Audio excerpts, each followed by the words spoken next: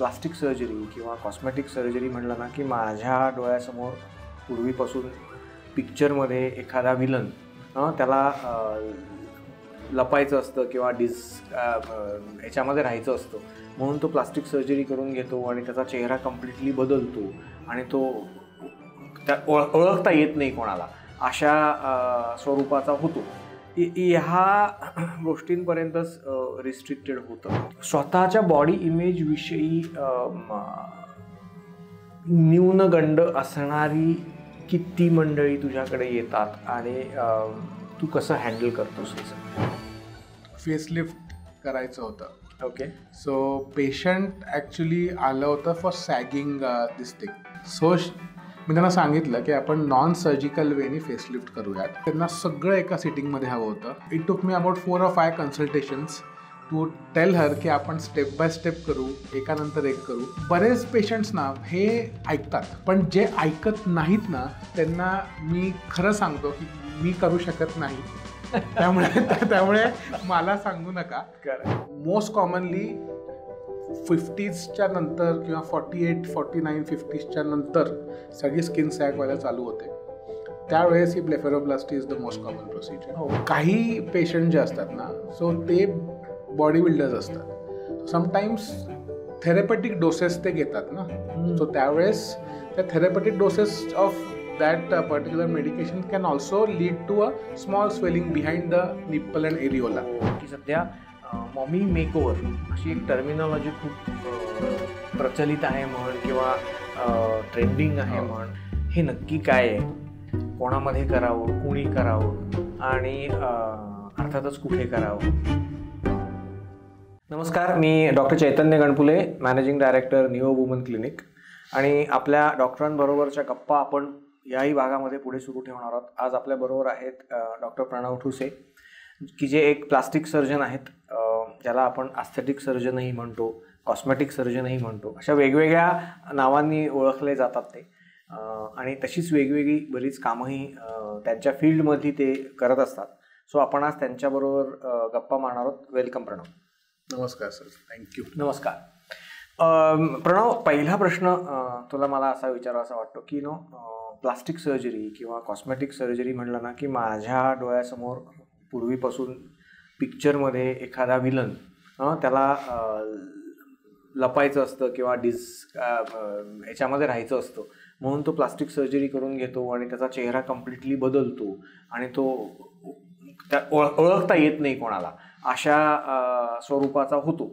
ह्या गोष्टींपर्यंतच रिस्ट्रिक्टेड होतं. बऱ्याच सेलिब्रिटीजना आपण प्लास्टिक सर्जरी किंवा कॉस्मेटिक सर्जरी करून घेतलेलं पाहतो.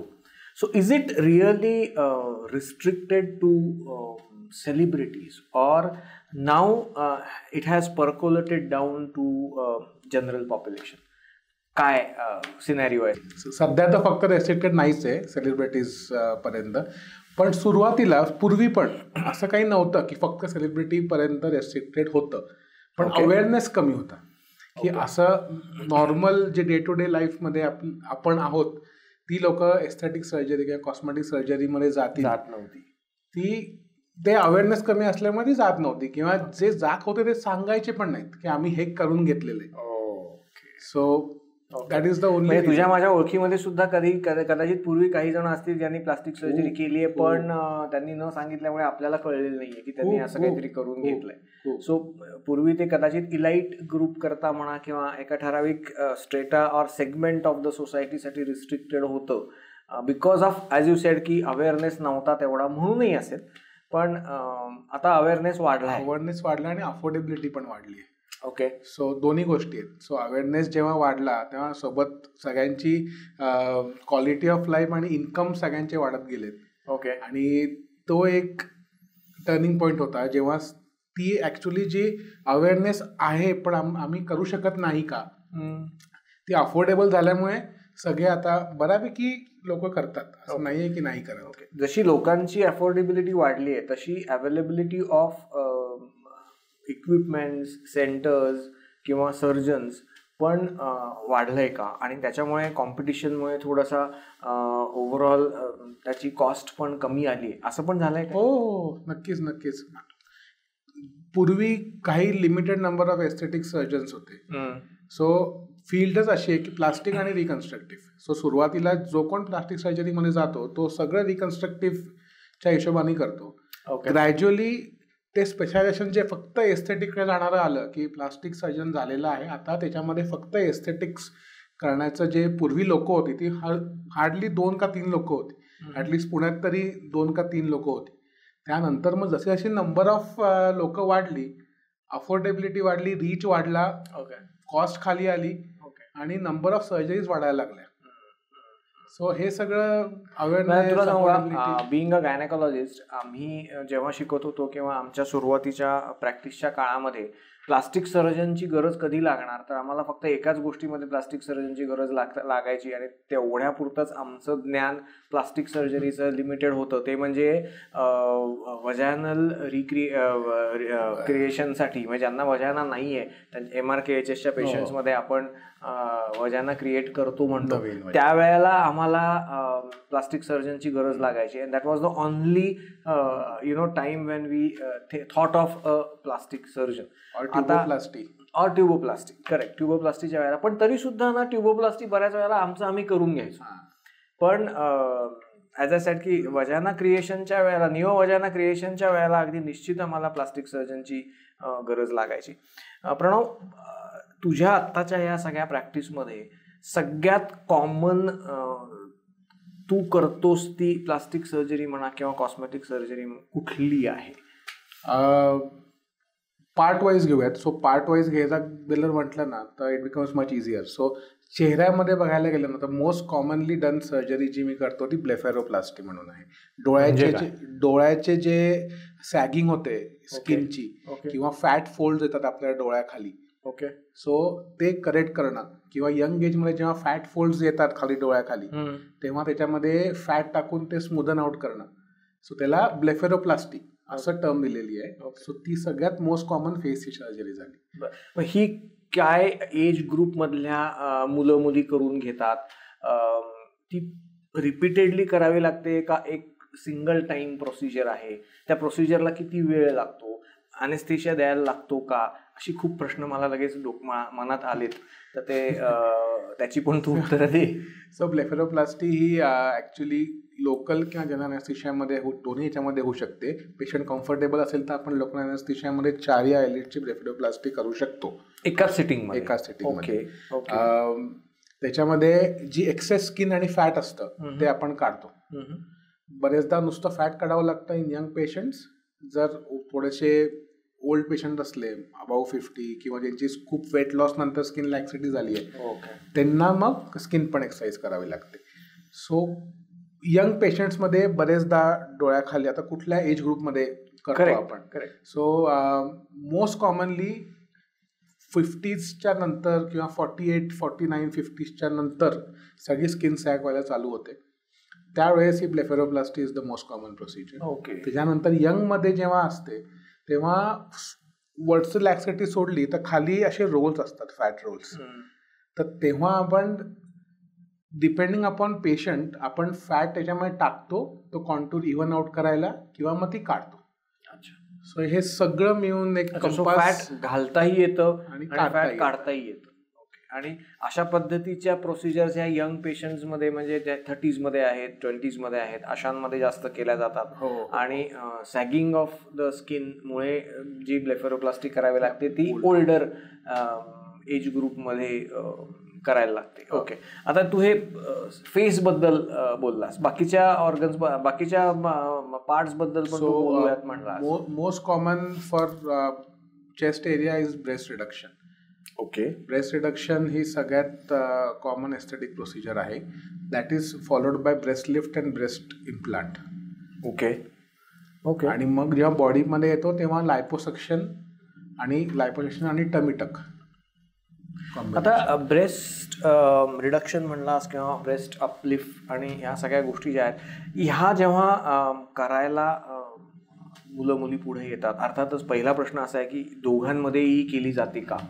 मुलींमध्ये केली जाते हे मी समजू शकतो, पण पुरुषांमध्ये सुद्धा बऱ्याच वेळेला ही करायला लागू शकते. ब्रेस्ट रिडक्शन स्पेशली गायनोकोमॅस्टिया जर असेल तर असं प्रमाण किती आहे, मुलांमध्ये अवेअरनेस याच्याविषयी आहे का, आणि मुलं येतात का तुझ्याकडे? हो, आता आपण 2 सेपरेट टॉपिक्स घेऊयात. आता गायनेकोमॅस्टियाबद्दल जेव्हा आपण बोलतो तेव्हा गायनेकोमॅस्टिया हे खूप कॉमन आहे. खूप कॉमन आहे आणि महिन्याला जवळपास 6 ते 7 पेशंट्स गायनेकोमॅस्टिया सर्जरी करायला येतात.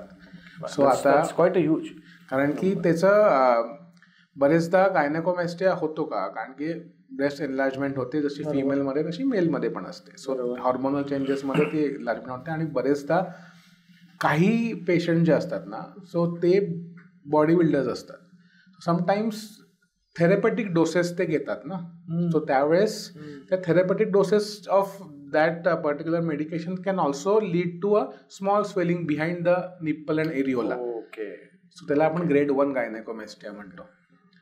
ते खूप काढण्याकरता महत्त्वाचा पॉईंट सांगितलायस तू, कारण बॉडी बिल्डिंग करणं आणि बॉडी इमेज मेंटेन ठेवण्याकरता असं करणारी खूप नवीन तरुण मुलं आहेत. सो त्या सगळ्यांनी थोडंसं कुठेतरी एक लक्षात घेतलं पाहिजे की everything what you do has to be under medical supervision, नाही का? बऱ्याच वेळेला असं होतं की अरे आपण जिमला जातो, तिथे जे इन्स्ट्रक्शन देणारे असतात ते सुद्धा बऱ्याच वेळेला आपल्याला सुचवत असतात की हे घ्या ते घ्या, and then we just go and start taking those medications. नाही, सो तसं न करता मेडिकल सुपरविजनच्या अंडर करावं असं तुला वाटतंय? नक्कीच, कारण की त्याचं एक पर्टिक्युलर सायक्लिक रेजिमेन असते. अच्छा, जेव्हा बॉडी बिल्डिंग करतात ते पर्टिक्युलर, आणखी नॉर्मली जेव्हा आपण मोठ्या स्तरावरती बॉडी बिल्डिंगचे शोज बघतो, अर्नॉल्ड श्वार्झनेगर पासून सगळे जे आहेत त्यांचे जे काय नॅचरल मसल्स काय एवढे नसतात, बरोबर. सो कुठल्या ना कुठल्या लेवलला you have to take that those medications. फक्त ते कुठल्या सायक्लिकल पॅटर्न मध्ये घ्यायचे, कसे घ्यायचे, हे सगळे एक्सपर्ट गायडन्स खाली घेतले ना, तर it makes your life easier and ours life easier as well if you come to us. Okay, मग आता हे जे गायनेकोमॅस्टिया अशा प्रकारे झालेला असतो त्याला सुद्धा तुला सर्जिकल इंटरव्हेन्शन करावं लागतं का, आणि त्याच्यानंतर तुला काही पुन्हा मेडिकेशन्सवर त्यांना ठेवायला लागतं का, this is once and for all procedure? So basically गायनेकोमॅस्टियामध्ये ब्रेस्ट ग्लँडची हायपरट्रोफी होते, म्हणजे मोठे होतात ब्रेस्ट ग्लँड्स, त्याला मेडिकली ट्रीट करता येत नाही. ओके, सो कदाचित कधी कधी तुम्ही ते इंजेक्शन्स घेणं बंद केलं की कदाचित त्याची ग्रोथ थांबू शकते किंवा रिव्हर्स होऊ शकते, पण मोर दॅन 50% केसेसमध्ये इट स्टेज द सेम. तेवढंच जसं आहे तसंच राहतं, ते कमी होत नाही पण वाढत पण नाही once you stop the medications. मग त्या सिच्युएशन्समध्ये you require to undergo surgical intervention. मेडिसिन्सनी उपयोग नसतो. आणि सर्जरी पण असं नाही की तुम्हाला मोठा स्कार येणार किंवा सगळं दिसणार काय केलंय. It's almost a scarless surgery. तुम्हाला दिसत पण नाही कुठे स्कार आहे, काय स्कार आहे. अगदी छोटे असतात 0.5 mm चे. ओके, आणि एरिओलाच्या आतमध्ये असतात, सो कळत पण नाही की तुम्ही सर्जरी केलेली आहे. आणि त्याच्यानंतर मग औषधं नसतात, मग फक्त प्रेशर कार म्हणतात आपण, ती स्किन चिकटवायला पुन्हा छातीला ते एक कारमेंट देतो आणि देन यू आर डन. आता तुमचा दुसरा प्रश्न की जर आपण ते पुन्हा येऊ शकतं का, जर वजन वाढलं, जाड झालात तर मग फॅट डिपॉझिशन होतं, मग फॅट त्या एरियामध्ये डिपॉझिट होतं. ओके, म्हणून तो सुडो गायनेकोमॅस्टिया होऊ शकतो, पण तो वेट लॉसनी कमी होऊ शकतो, कारण की फक्त फॅट आहे, ग्लँड्स नाही त्याच्यामध्ये. ओके, म्हणजे फक्त सर्जरी करून पुरणार नाहीये, नंतर सुद्धा आपल्या लाईफस्टाईल्स त्याप्रमाणे आपल्याला बदलायला पाहिजे. लाईफस्टाईल मॉडिफिकेशन्स जे करायला हवेत ते आपल्याला करायला पाहिजे, बरोबर ना? आता परत ब्रेस्ट रिडक्शनवरतीच थोडंसं मी पुढं कंटिन्यू करतो की मेडिकल इंडिकेशनसाठी म्हणून ब्रेस्ट रिडक्शन करायला येणारी किती मुली आहेत, आणि बॉडी इमेज चांगली करण्याकरता म्हणून येणाऱ्या किती जणी आहेत? सो पहिले तर आपण लक्षात घेऊया की ब्रेस्ट रिडक्शन जेव्हा आपण म्हणतो ही कुठल्याही फिमेलला जिला ब्रेस्ट रिडक्शन हवंय त्याच्याकरता ही फक्त एस्थेटिक किंवा कॉस्मेटिक प्रोसिजर नाही आहे. ही फंक्शनल पण आहे, कारण की उद्या उठून या हेवी ब्रेस्टमुळे आपण पोक काढून चालतो. करेक्ट. पाठीचा, मणक्याचा, मानेच्या इथला त्रास चालू होतो. मग देन तुम्हाला एक इम्पिडिंग स्पाइन सर्जरी लागू शकते. सो ते सगळं अवॉइड करायचं झालं तर बरेचदा ब्रेस्ट रिडक्शनचं कारण असेल त्याच्यामुळे तर मग ते रिड्यूस केल्यावरती तुम्ही ऑटोमॅटिकली तुमचे स्पाईनचा कर्वेचर, तुम्ही चालताना तुमचं जे पोस्चर ते इम्प्रूव्ह होतं. इंटरेस्टिंग. ह्याच्यामुळे पाठदुखी होऊ शकते किंवा पोक काढून चालणं किंवा तुझं पोस्चर बदलणं एवढ्या गोष्टी होऊ शकतात याची खरंच कल्पना नव्हती आम्हाला. म्हणजे आपण नॉर्मली जेव्हा विचार करतो याच्यावरती बोलतो त्यावेळेला पाठ दुखतीये म्हणून कुणी असा विचार करत असेल असं मला वाटत नाही. But as you correctly said, this is one of the important reasons why she may have backache. अँड नुसतं तिथं तुला एक्सरसाइज करणं किंवा औषधं देण्याने तो फरक पडणार नाहीये तिला. तर you probably she has to undergo breast reduction surgery. Coming back to स्वतःच्या बॉडी इमेज विषयी न्यूनगंड असणारी किती मंडळी तुझ्याकडे येतात आणि तू कसं हँडल करतोस हे? सगळ्यात पहिले तर जेव्हा एस्थेटिक सर्जरी करता कुठलाही पेशंट जेव्हा येतो तेव्हा सगळ्यात पहिले त्यांच्या रिक्वायरमेंट्स काय आहेत हे एकदा आपण जाणून घेतल्या आणि आपण सोल्युशन जे देतो ते पेशंटला समजलंय, कळालंय, हे जेव्हा खात्री पटते ना तेव्हा कळतं की आपण दोघं सेम पेजवर आहोत. म्हणजे उद्या उठून त्यांची स्वतःची जी स्वतःच्या बॉडीबद्दल इमेज आहे ती त्यांना चेंज करू इच्छिता, पण त्याच्यासोबत हे प्रोज आहेत, हे कॉन्स आहेत, जेव्हा त्यांना कळतं तेव्हा that is an ideal patient who has understood everything and is willing to go ahead. आणि त्या केसेसमध्ये जेव्हा पेशंट्स फर्स्ट कन्सल्टेशनला आमच्याकडे येतो तेव्हा मी त्यांना एक कन्सेंट फॉर्म सोबत देतो. ओके. सो दॅट त्याच्यामध्ये सगळी माहिती असते, बेनिफिट्स काय आहेत, काय कॉन्स आहेत, सगळी माहिती असते. ते घरी घेऊन जातात. 7 दिवसानंतर पुन्हा एक सेकंड अपॉइंटमेंट शेड्यूल होते ज्या याच्यामध्ये त्यांनी तो गुगलमध्ये सगळे सर्च मारलेले असतात की हे काय मैचानंद काय, ते सगळे ते स्वतः अभ्यास करतात. मग ते प्रश्न येतात पुन्हा बॅक टू अस. ते सगळ्यांचं जेव्हा निवारण होतं प्रश्नांचं की then we proceed with further plan of action.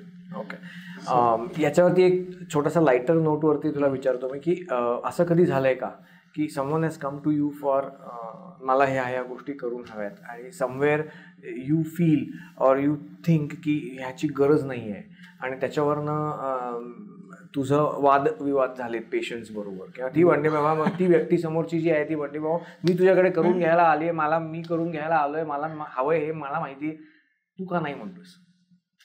झालंय ना, झालंय, बरेचदा झालंय. असा एखादा किस्सा असला तर? बरेचदा झालंय. तर फेसलिफ्ट करायचं होतं. ओके. सो पेशंट ॲक्च्युली आलं होतं फॉर सॅगिंग सॅगिंग जॉल्स. आता हे जे खाली फॉल होतात आपल्या चीनच्या साईडला त्याला आपण जॉल्स म्हणतो. सो सॅगिंग होत होतं ते. I suggested her facelift. So मी त्यांना सांगितलं की आपण नॉन सर्जिकल वेनी फेसलिफ्ट करूयात so that you see the result and then we can go ahead and do surgical facelift. Okay. So she wanted everything in one sitting. म्हणजे त्यांना facelift हवं होतं, त्यांना इकडच्या रिंकल्स करता बोटक्स पण हवं होतं, त्यांना डोळ्याच्या अंडर आयज करता फिलर्सच करायचे होते, त्यांना लिप लिफ्ट पण हवं होतं आणि जॉ लाईन कॉन्टुरिंग पण हवं होतं. सगळंच म्हणजे त्यांना स्क्वेअर जॉला त्यांना व्ही शेप करायचं होतं. ओके. सो त्यांना सगळं एका सिटिंगमध्ये हवं होतं. Okay. It took me about 4 or 5 consultations to tell her की आपण स्टेप बाय स्टेप करू, एकानंतर एक करू. पण बरेच पेशंट्स ना हे ऐकतात सांगितलेलं. ओके. पण जे ऐकत नाहीत ना त्यांना मी खरं सांगतो की मी करू शकत नाही, त्यामुळे मला सांगू नका. करेक्ट. माझ्या दृष्टिकोनातून हे केलेलं बरं आहे. पण actually that should be the way to go ahead. कारण बऱ्याच वेळेला कुठेतरी काहीतरी वाचून कोणाकडनं तरी ऐकून मंडळी आलेली असतात आपल्याकडे आणि we are there or we should be there to tell them the right path, right way. आणि जिथे आपल्याला त्यांना थांबवायचे तिथे आपल्याला त्यांना थांबवलंच पाहिजे. तू आत्ता सुरुवातीला म्हणालास की नॉन सर्जिकल वे. म्हणजे काय, म्हणजे नॉन सर्जिकल मेथड्स पण असतात का प्लास्टिक सर्जरीमध्ये काही? आणि आम्ही we are always under the impression की प्लास्टिक सर्जरीमध्ये there is some kind of surgery which is going to be involved for whatever reason or cause you go to the plastic surgeon, he is going to put you under a knife. असतात, खूप असतात खूप असतात non surgical procedures खूप असतात. So face जर आपण घेतला, सो आता जसं आपण आता फेस लिफ्ट बाबतीत बोललो, त्यावेळेस नॉर्मली हे जे जॉल्स किंवा कुठलीही सॅगिंग स्किन असते ना फेसची, ते ट्रीट करण्याकरता बरेचदा आपण थ्रेड्स वापरू शकतो, जे बायोकम्पॅटेबल थ्रेड्स असतात. सो स्मॉल निडल पंक्चर असते, you don't feel a thing, आणि ऑलमोस्ट 10-15 मिनिट्सची प्रोसिजर विथ 0 डाऊन टाईम, आणि त्यांनी फेसलिफ्ट होते. सिमिलरली फिलर्सनी पण बरेचदा माइल्ड सॅगिंग किंवा कुठलं फोल्ड झाले असतील या साईडला, बऱ्याच नाकाच्या साईडला फोल्ड्स येतात, तर त्या फोल्ड्स करता आपण पर्टिक्युलर पॉईंटला थोडंसं खेचून फिलर्स टाकले, सो त्यांनी पण बरेचदा. तू सांगतोस मला काय फार कळतंय नाहीये, पण आहेत बऱ्याचदा फक्त इंजेक्शननी, आपण म्हणतो ना फिलर्स म्हणजे काय, ओट पाऊट करण्याकरता लोक वापरतात. ओके, फेसलिफ्टच्या हिशोबाने पण किंवा रिंकल्सला कमी करण्याकरता पण वापरू शकतो. ओके, बोटॉक्स म्हणून इंजेक्शन असतं, बऱ्याच लोकांना बोटॉक्स केलंय का असं म्हणतात. सो जेव्हा हसतो तेव्हा इथे रिंकल्स आल्या, किंवा त्याला आपण डायनामिक रिंकल्स म्हणतो, त्यावेळेस ते बोटॉक्स ते मसलला पॅरालाइज करून त्या रिंकल्स जातात. So you get a younger look. So या सगळ्या नॉन सर्जिकल प्रोसिजर्स किंवा सेमी इन्व्हेजिव्ह म्हणू शकतो आपण. ओके, सो नॉन सर्जिकल म्हणजे आपलं नॉर्मली काही केमिकल पील्स झाले, ओके, फॉर स्किन लाईटनिंग किंवा कम्प्लेक्शन थोडं चेंज करण्याकरता, किंवा स्मॉल आता ते बरेचदा रेडिओ फ्रिक्वेन्सीचे मशीन्स आलेत. ओके, सो त्यांनी नॉर्मल आपले डबल चिन रिडक्शन झाले. बरं, या सगळ्या गोष्टी नॉन सर्जिकली होऊ शकतात. सर्जिकलची ॲज सच गरज भासत नाही सुरुवात. इंटरेस्टिंग. म्हणजे दिस इज समथिंग न्यू की मलाही माहीत नव्हतं की नॉन सर्जिकल वेने सुद्धा काही गोष्टी करता येतात.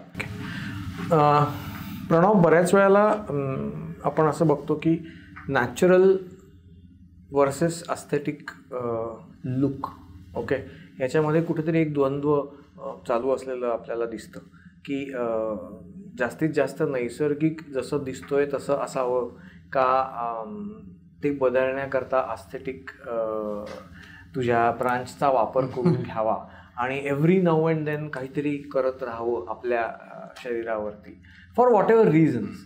तर याच्यावरती तुझा टेक काय आहे? सो नॅचरल म्हणजे काय हे आपण सध्या डिफाईन करू. ओके,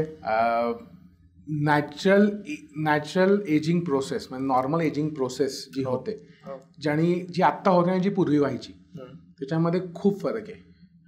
याचं कारण असं की एजिंग प्रोसेसला कॉन्ट्रीब्युटिंग एन्व्हायरमेंटल फॅक्टर्स पण आहेत.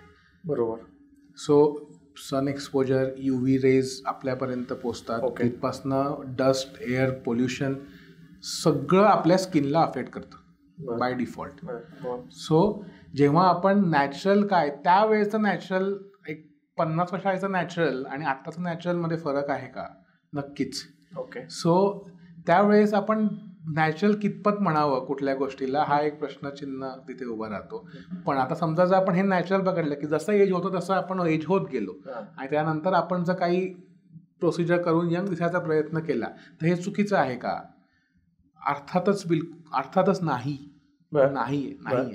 द रिझन बिंग 35-40 इयर्सची एक फिमेल आहे ज्या आता ऑलमोस्ट 49-50च्या दिसतात.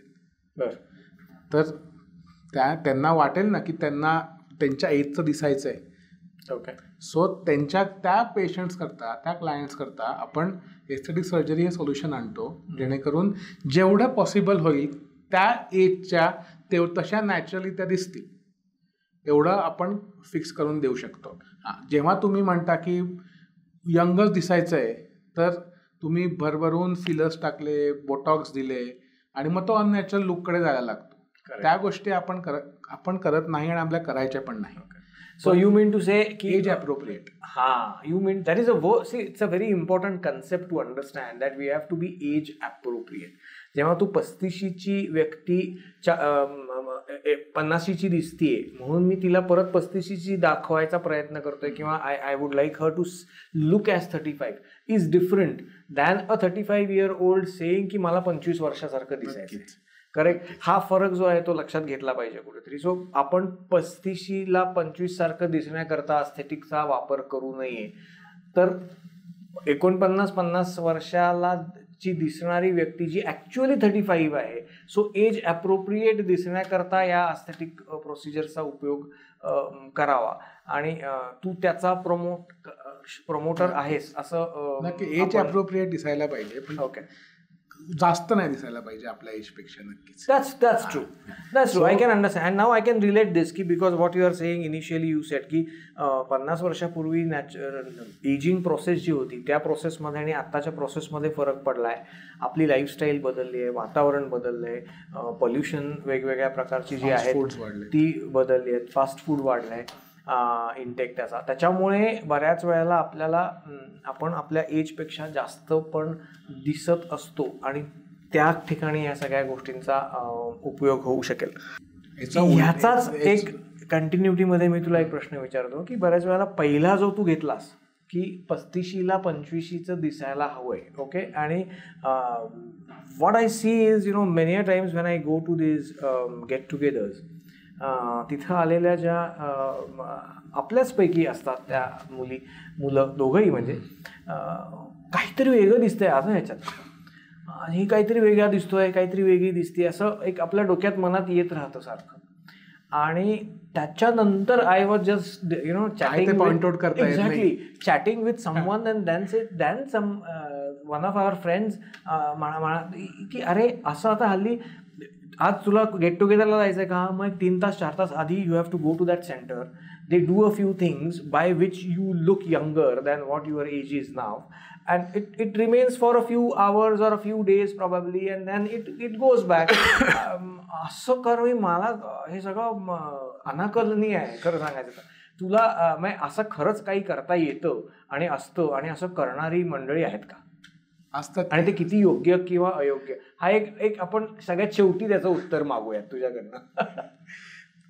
पण आज आहेत बरेच लोक करतात आणि कुठे करतात हेही महत्वाचं आहे. बरं. सो बरेचदा जे इमिजिएटली समजा जर तुम्ही 1-2 दिवसाआधी त्या व्यक्तीला बघितलं असेल आणि तुम्हाला तीच व्यक्ती पुन्हा पार्टीमध्ये 2 दिवसामध्ये दिसली, काहीतरी वेगळं झालेलं आहे. राईट. तर आता याच्यामध्ये जनरली ही लोक काहीतरी ना काहीतरी पार्लरमध्ये जाऊन करतात. द रिझन बिंग कुठल्याच मेडिकेशनचा किंवा नॉन सर्जिकल प्रोसिजरचा इफेक्ट, बोटॉक्स झालं, फिलर्स झालं, काही त्याचा इफेक्ट हा 7 डेजच्या आधी येत नाही. फिलर्सचा इन्स्टंटली दिसू शकतो बरेचदा. तर कुठे केलं त्याच्या हिशोबाने आहे. सो आणि बोटॉक्सला तर 7 डेजचा लॅग पिरियड आहेच दिसायला. सो बाकी केमिकल पील्स झाले नॉन सर्जिकल. सो थोडंसं पार्टी पील असतात जेणेकरून थोडा तो ग्लो येतो. तर ह्या सगळ्या मिक्स अँड मॅच प्रोसिजर्स करून तो ग्लो आपण आणू शकतो असं नाही आहे. पण जसं आत्ता तुम्ही म्हटलात की 35चं 25च्या हिशोबाने त्यांना दिसायचं असतं. आता हे आपल्याला का नोटीस होतं, कारण की त्या सगळ्या प्रोसिजर्स मोस्ट कॉमनली फेसवरती केल्या जातात. Correct. So at the age of 35 when if for example if a female has is about 38 years of age, त्यांना 2 बाळं आहेत आणि आता ते एस्थेटिक प्रोसिजर करायला आल्या. तर आता त्यांना नॉन फेशियल एस्थेटिक्समध्ये जर आपण बघायला गेलं तर ब्रेस्ट सॅगिंग झालेली असते. ब्रेस्ट फिडिंगच्या वेळेस इन्फ्लेशन आणि मग नंतर डिफ्लेट झाल्यामुळे ब्रेस्ट सॅगिंग झालेली असते. 2 प्रेग्नन्सीज ॲबडॉमेन सॅगिंग असते. मग त्यावेळेस त्यांना इट्स नॅचरल टू फील की त्यांना 25 ते 28च्या आसपास ते दिसायचं and that is nothing wrong. मग ते आपण त्यांना देऊ शकतो because that is not going to make you feel or look unnatural. Okay. So breast जी सॅग झालेली आहे, तुम्ही पुशअप ब्रा घालून बाहेर जाताय, त्याला त्यापेक्षा एक प्रॉपर लिफ्ट देऊन you are okay, you are fine. Similarly abdomen sag झालेला आहे, तुम्हाला पर्टिक्युलर ड्रेस घालता येत नाही, तुम्ही पूर्वी डान्सर होतात. अशा एक क्लायंट होती अक्षरशः. शी वॉज अ डान्सर आणि शी हॅड 3 children. आणि 35-38च्या आसपास एज होती आणि त्यांना फ्लॅट टमी हवं होतं डान्स करता. सो ते त्यांना लायपोसक्शन आणि ॲब्डॉमिनोप्लास्टीनी करून देता आलं. दुसरीकडे कुठेच त्यांना काही स्कार नाही, काही मार्क नाही, फक्त टमी टाकता जो नॉर्मल मार्क असतो खाली तो होता आणि she is happy. Same way as when she was 28 years old, she is happy now at 38 years old. So हे तुझे जे सांगतोयस त्याच्यावरनं मला एक हे आठवलं की सध्या मॉमी मेकओव्हर अशी एक टर्मिनॉलॉजी खूप प्रचलित आहे म्हण किंवा ट्रेंडिंग आहे म्हण की नेटवरती गेल्यावरती आपण सर्च केल्यावरती बऱ्याच वेळेला ती आपल्याला दिसते. हे नक्की काय आहे, कोणामध्ये करावं, कुणी करावं आणि अर्थातच कुठे करावं. सो या सगळ्याचीच उत्तरं मला तुझ्याकडनं जाणून घ्यायची आहेत. सो मॉमी मेकओव्हर एक कॉन्सेप्ट आहे. सो आता post pregnancy, post your family completion, now you want to feel and look as before you had any pregnancy. Okay. So and you want to try and get that look back. Okay. So त्याला mommy makeover असं नाव दिलं गेलं आहे त्या कॉन्सेप्टला. So that involves what, तर that involves breast जी सॅग झालेली असते after multiple pregnancies, lifting them और reducing them. So breast lift और रिडक्शन, और समटाइम्स इट ऑल्सो मीन्स की त्यांना काही इम्प्लांट टाकून ऑगमेंटेशन केलेलं आहे, वाढवलं आहे. सो दॅट अलॉंग विथ लायपोसक्शन, पोट लूज झालेलं असतं, स्किन लॅक्सिटी असते, मसल्स लूज झालेले लॅक्स झालेले असतात, त्यांना टाईट करून फ्लॅट टमी देणं आणि दॅट कपल्ड विथ फेशियल काही त्यांना हवं असतील changes. So in the sense की स्पॉट्स आलेत, पिगमेंटेशन आलं आहे प्रेग्नन्सीमध्ये, मेलॅझ्मा आहे, क्लोएझ्मा आहे, काय त्याच्याकरता काही करायचं असेल तर.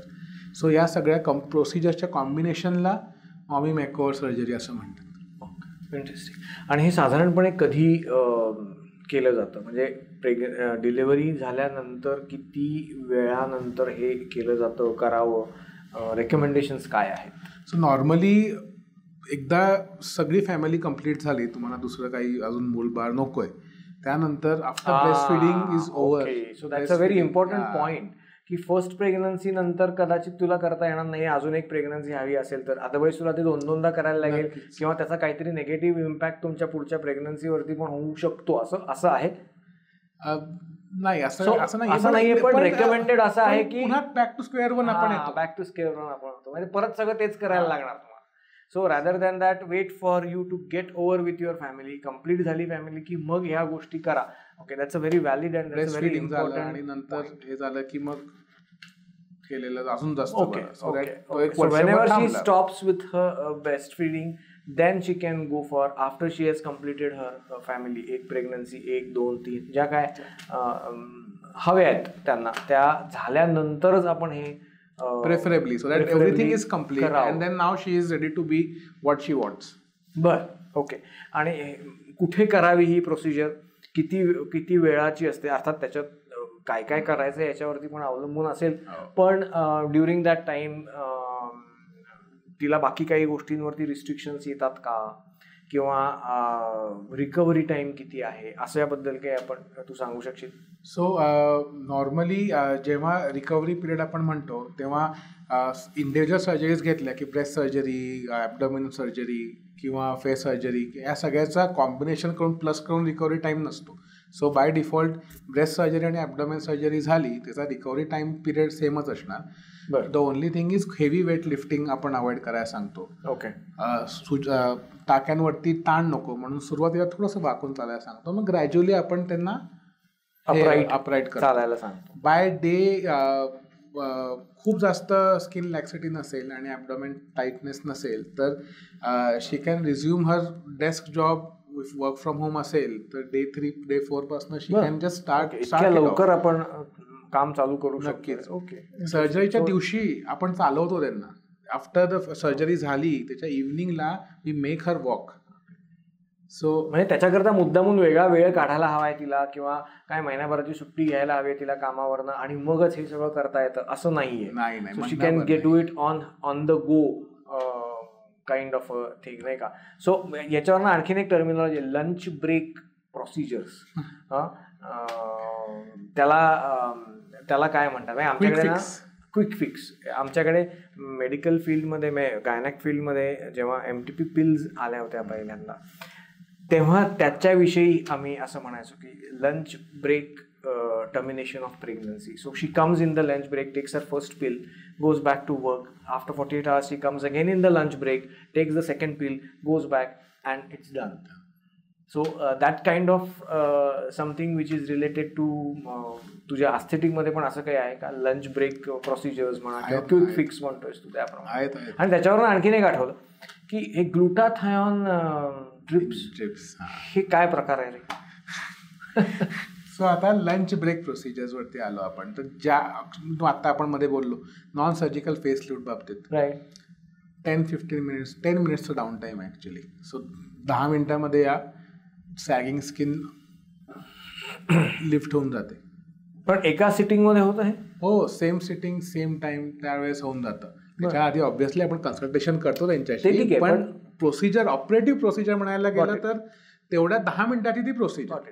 पण एक 4 वेळा यावं लागतं, 5 वेळा यावं लागतं असं होतं का? एका सिटिंगमध्ये 15 मिनिटं दिली, मी आले झालं. पण आता दॅट डिपेंड्स ऑन कुठले थ्रेड्स वापरतो.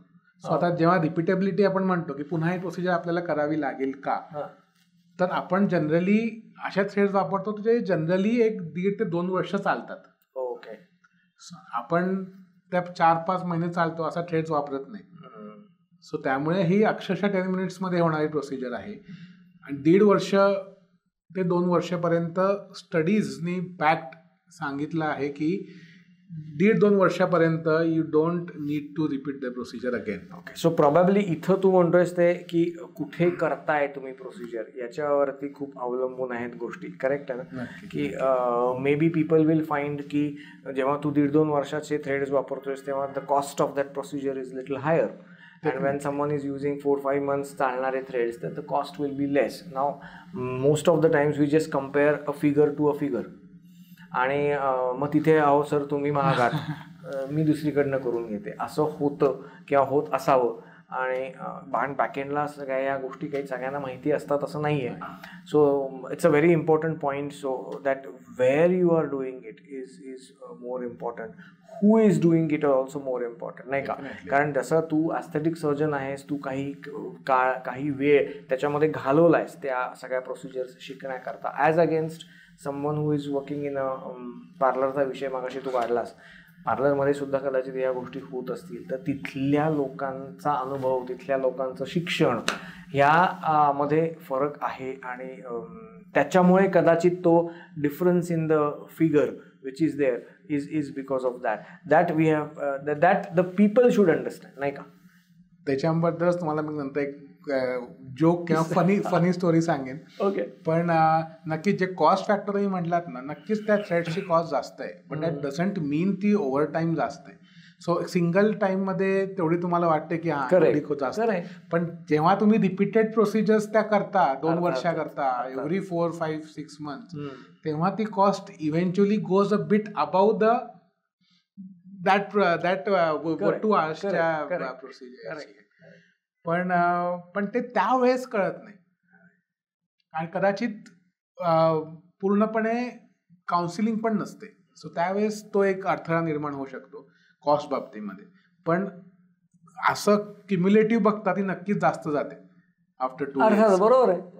आणि पार्लरचा किस्सा म्हणजे माझ्याकडे एक पेशंट आला, पिगमेंटेशन म्हणून आला, बऱ्यापैकी चेहऱ्यावरती पिगमेंटेशन होता आणि he was willing for a facelift करायचं होतं त्यांना. आणि मग मी त्यांना विचारलं की हे पिगमेंटेशन कशामुळे झालं आहे, तुम्हाला सुरुवातीपासून होतं का, व्हॉट इज द रिझन, तुम्ही दाखवलं आहे कोणाला?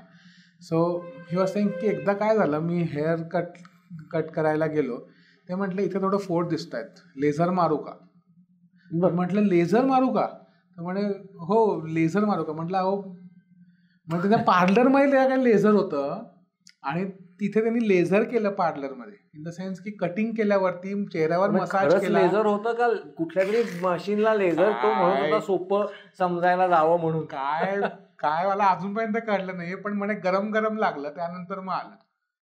सो त्यांनी अक्षरशः केस कापले, मसाज करून घेतला तो जो पार्लरमध्ये करतात तसा मसाज केल्यावरती त्यांनी लेझर बिझर पार्लरमध्ये केलं आणि नंतर पिगमेंटेशन झालं आहे. सो हे थोडं बघायला हवं आपण. True that's a very important point two note की आपण कुठं करतोय आणि कोणाकडनं करून घेतोय.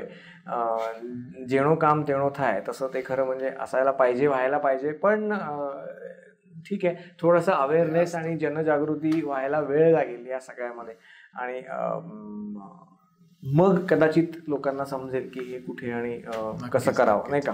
प्रणव, बऱ्याच वेळेला ना माझ्याकडे पेशंट्स येतात त्यावेळेला मला सांगतात की बाबा सर जरा इथे फॅट जास्त आहे, इथे फॅट जास्त आहे, तर थोडंसं ते मला कमी करून घेता येईल का. ह्याच्याविषयी तुझं मत काय आहे.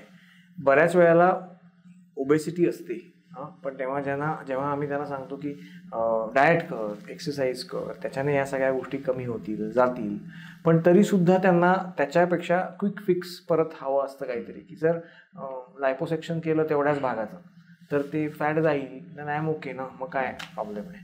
सो हे बॉडी कॉन्टुरिंग जो काय प्रकार आहे तो is it a replacement for your weight loss. असा एक प्रश्न आहे की ते पण हा छान प्रश्न आहे, कारण की हा मोस्ट कॉमन क्वेश्चन आहे जेव्हा आपण म्हणतो ना बॉडी कॉन्टुरिंग किंवा लायपोसक्शन बद्दल जेव्हा प्रश्न विचारतात लोक. Weight loss surgery is completely different आणि body contouring is completely different. So weight loss सर्जरीमध्ये तुमचं इंटरनल ऑर्गन्स, इंटेस्टाईन्स आणि स्टमक याच्याशी खेळलं जातं खरं म्हटलं तर. की तुम्ही कुठलं तरी बायपास रोड बनवला जातो, जसा रोड बंद असल्यावर बायपास तयार करतात तसाच बायपास सर्जरी असते. बरेचदा पोट कमी करण्याची सर्जरी असते जेणेकरून तुमचा वेट लॉस होतो. ओके. बॉडी कॉन्टुरिंग सर्जरी ही फक्त बॉडीला नॉर्मल कॉन्टूर आणि शेपमध्ये आणण्याचा प्रयत्न करते. ओके. सो बॉडी कॉन्टुरिंग मध्ये तुमचं वेट लॉस होतं का? होतं, पण किती? आता 1 लिटर ऑफ फॅट काढलं म्हणजे 600 ग्रॅम वेट लॉस झालं. ओके. तर तुम्ही असं म्हणू शकता की body contouring is maybe for an inch loss. Okay. आणि weight loss surgery is different completely to reduce. आता जेव्हा आपण वेट लॉस सर्जरीबद्दल बोलतो तेव्हा हा महत्त्वाचा मुद्दा आहे की जेव्हा तुम्ही डायबेटीस आहे, तुम्हाला BP आहे, थायरॉइड आहे, हे सगळे बऱ्यापैकी कॉम्प्लिकेशन म्हणजे प्रॉब्लेम्स आहेत ऑलरेडी, त्याच्यामध्ये वेट लॉस सर्जरी म्हणजेच बेरियाट्रिक सर्जरी ही जास्त इफेक्टिव्ह आहे. कारण की ते त्याच्यामुळे तुमचे मेटाबॉलिक पाथवेज अल्टर करते. सिंड्रोम जो आहे त्याच्यावरती पण त्याचा इफेक्ट होतो.